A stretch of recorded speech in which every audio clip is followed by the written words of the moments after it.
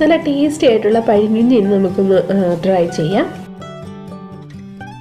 തലേ ദിവസത്തെ ചോറ് വെള്ളത്തിൽ ഇട്ടതും കുറച്ച് തൈരും കുറച്ച് അച്ചാറും ചമ്മന്തിയും കുറച്ച് മീൻ വറുത്തതും ഒക്കെ ഉണ്ടെങ്കിൽ നല്ല ടേസ്റ്റി ആയിട്ട് നമുക്ക് പഴങ്കഞ്ഞി കുടിക്കാം.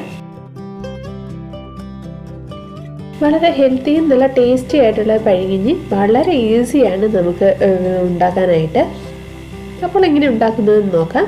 അതിന് മുന്നേ എൻ്റെ വീഡിയോസ് ആദ്യമായിട്ട് കാണുന്നവരാരെങ്കിലും ഉണ്ടെങ്കിൽ സബ്സ്ക്രൈബ് ചെയ്യണം.